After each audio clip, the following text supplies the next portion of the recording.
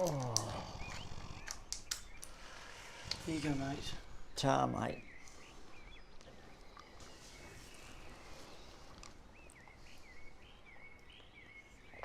What are you doing? Going to the club.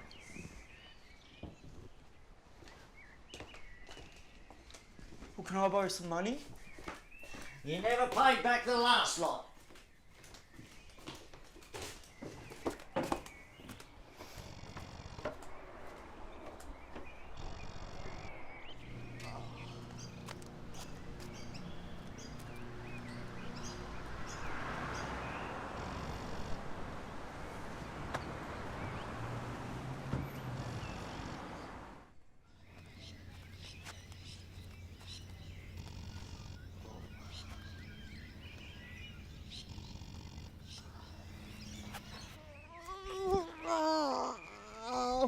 Are you alright? Can I help you up?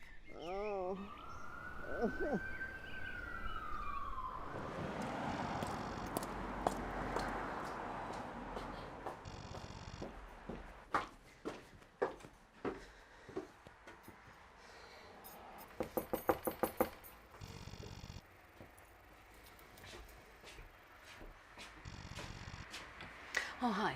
I'm Carice from Care for Life. Is Tom home? No, he's out. Oh, sorry, do you know when he'll be back? Might be out all day. Okay. Look, could you give him my business card, please, and tell him to give me a call? It's really important. Thank you. Thank you very much.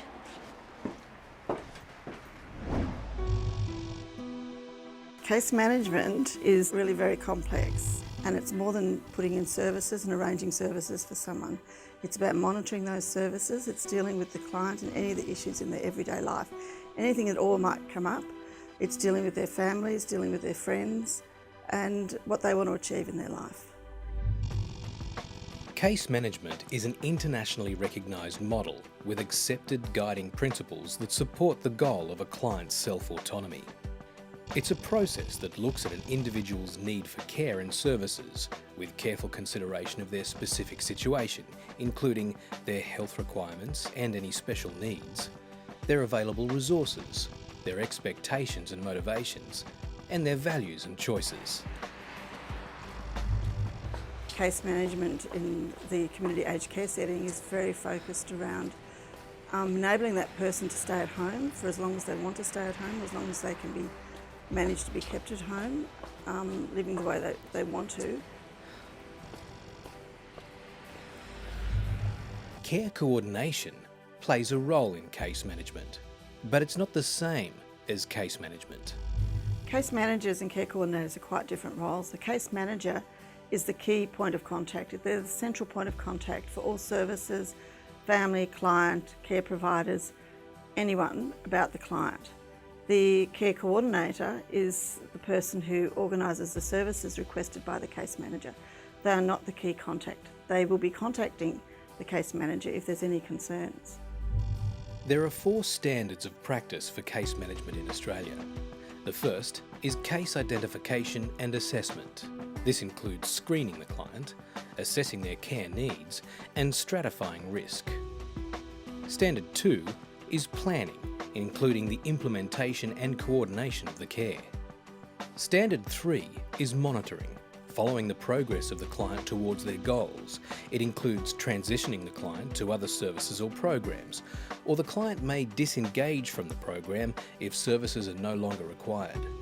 At this time, feedback may be received about the services. And Standard 4 is evaluation of the progress against the agreed goals within the care plan. As the case manager moves through each phase of the case management process with the client, they need to keep the client as a central focus. They need to be cognizant of the client's aspirations, their motivation for being involved in the program, what they want to achieve, how they're going to achieve it, and how they're going to help them achieve it.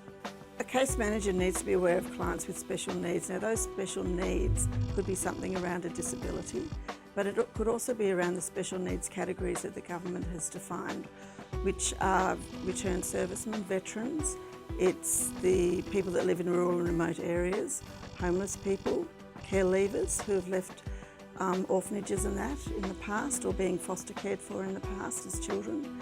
It could be people with dementia, and it could be people from culturally and linguistically diverse backgrounds. Other groups that case managers need to consider are those at high risk, including clients who have a lack of family support or those that have emotional or mental health issues.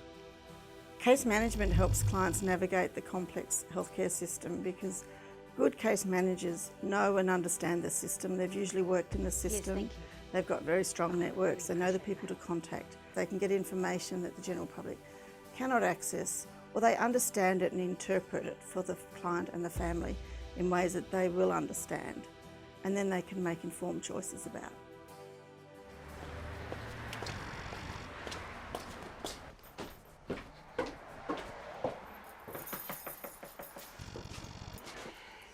Ah, Tom, I'm Carice from Care for Life. I've been trying to get in touch with you to let you know you're entitled to a home care package. What, I didn't apply for anything. I don't need any help. Now, remember last time when you were in hospital after you had your fall, a team of people came by, asked you a bunch of questions? Actually, could I come in and talk to you about that, I'm Tom? on me way out. I've got to be there. Well, look, I don't want to hold you up. I can come back at another time. How about Wednesday? Better be early. I always got to be there by now. I got to go.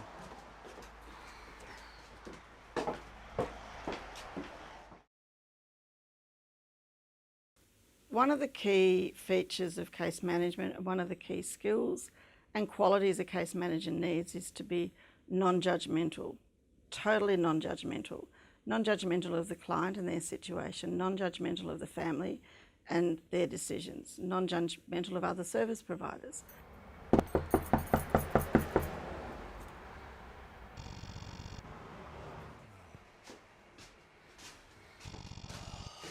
Ah, hi, Tom. How are you? Forgot you was coming. Can I come in? The package that you're entitled to means that there are some services, and if you need it, I can help you with some food. No, tried that before. It didn't work. The food was rotten.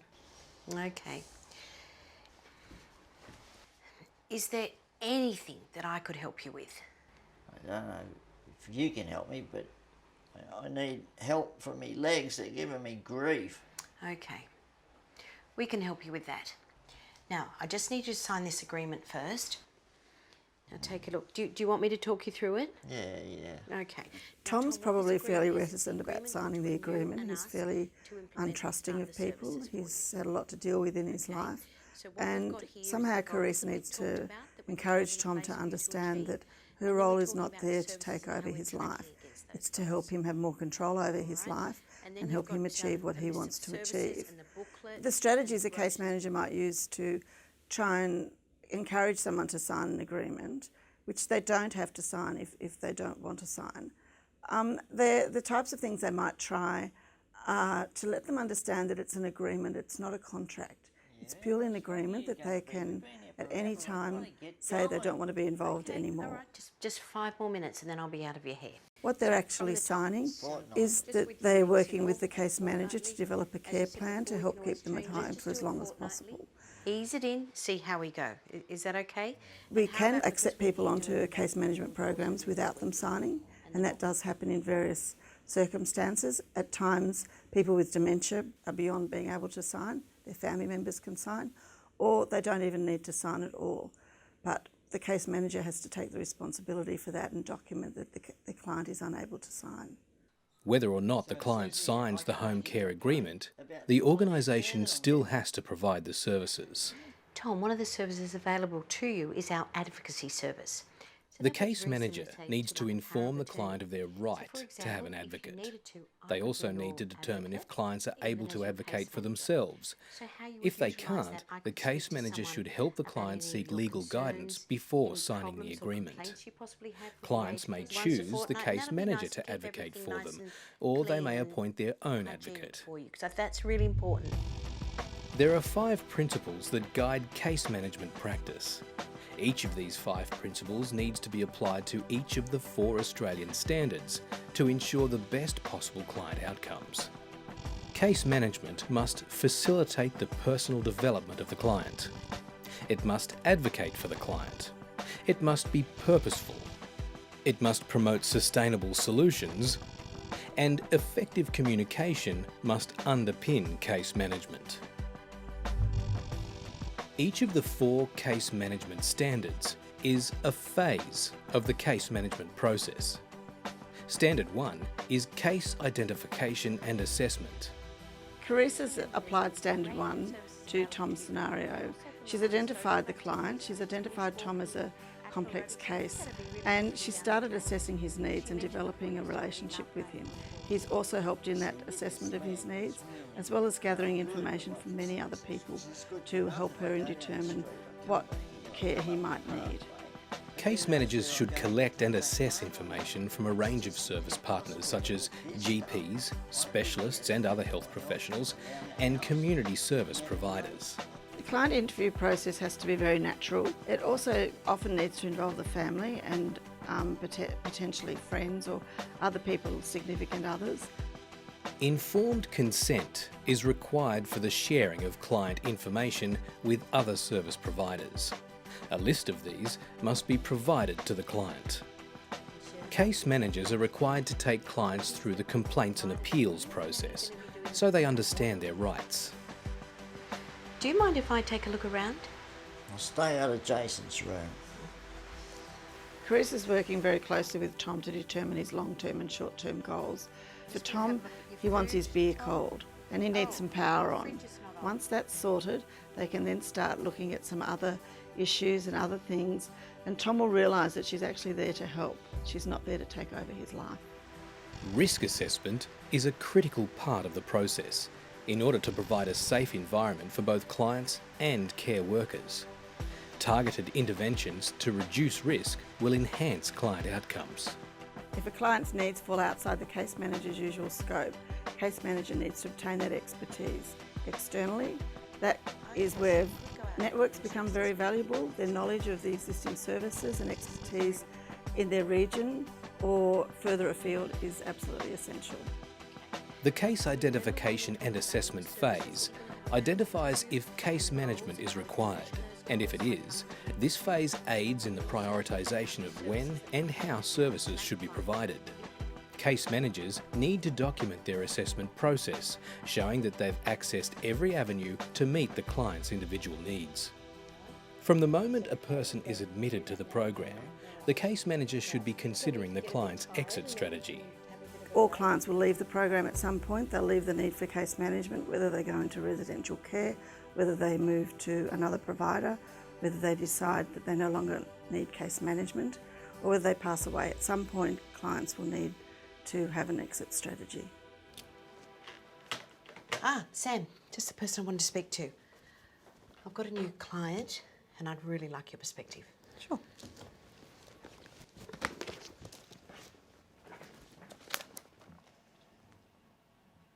From the look of his carer profile, we may need to consider Tony.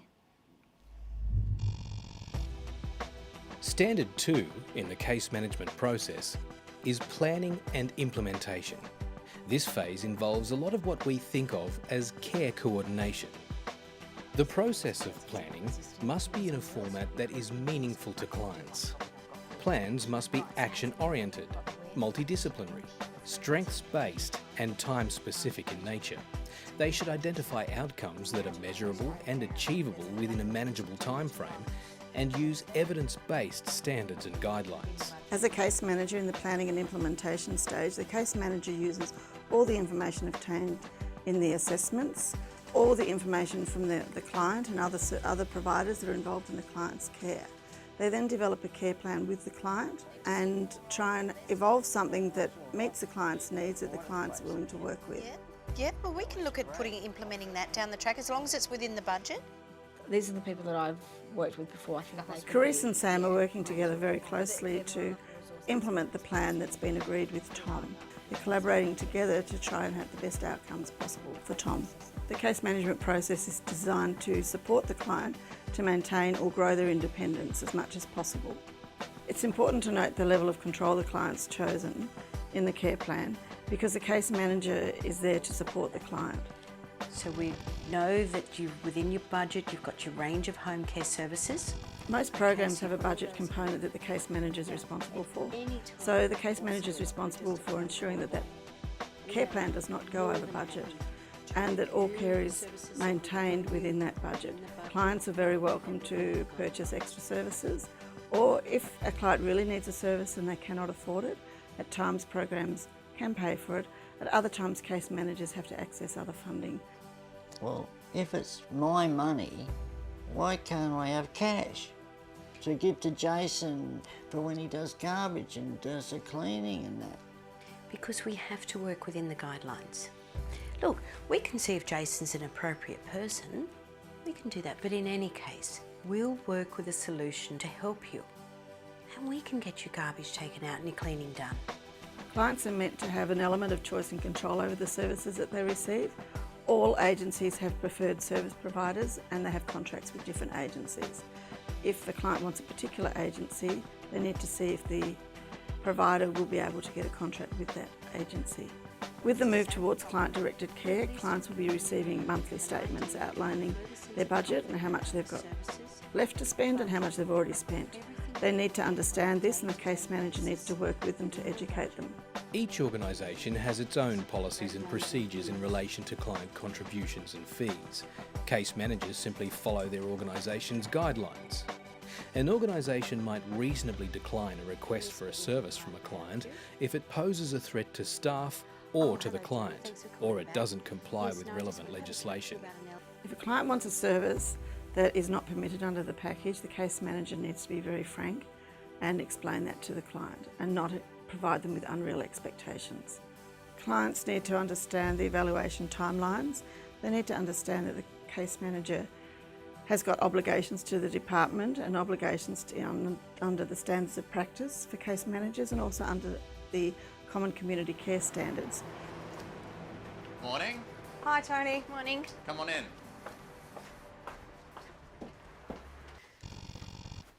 We're nearly ready, guys. Just putting away some shopping. Okay.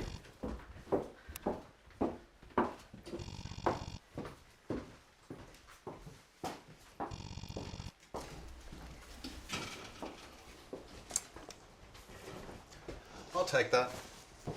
Hey Tom, how's it going? Ah, g'day. Oh, who's this? This is Sam. She's one of our care coordinators. Good to meet you, Tom.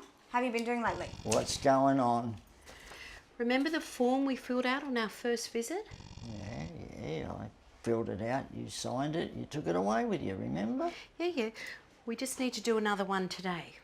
Okay, and I've got that one here, but remember we talked about we need to fill it out every 3 months. Yeah, a man can't be expected to remember everything. Well, because I can't be here all the time, this form helps us measure how we're doing, helping you to achieve your goals. Right, yeah, that's good, yeah, it's good. Now, how about we just run through a few questions? It'll only take 5 minutes, and then I'll be out of your hair. Well, you better be quick, because I got somewhere important to be. We'll be as quick as we can, I promise.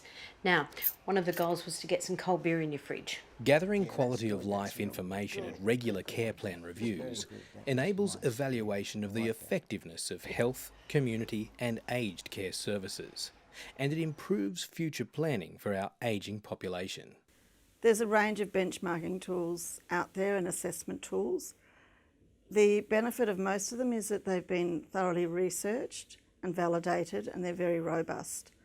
And they'll score and you can go back and reassess a client against that score. So they'll give you some sort of measure about how that client's progressing. Alternatively, there are other tools out there that organisations have developed themselves and they're also very good tools and organisations often share them amongst each other. All done. Okay, thanks for that, Tom. Now, Just before you go, I just want to run through what's going to happen with your upcoming surgery. Oh, I don't really need it anymore. We can postpone it, can't we? Tom, it's going to make such a difference for you. And if you're not falling over all the time, then you're not going to be in this pain. Case management has the potential to significantly decrease the number of admissions to hospital.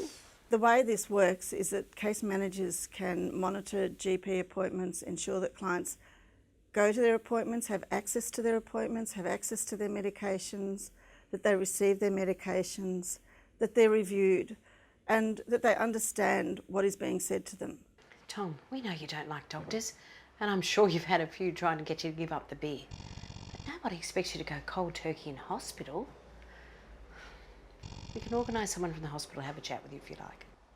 Yeah, well, they better not hassle me, because if they do, I'll buzz right off, and you know I will. I promise they'll take care of you. I'll organise a counsellor today for an early morning chat. Is that okay with you? Carice is doing very well. She's working in partnership with Tom and Tom trusts her.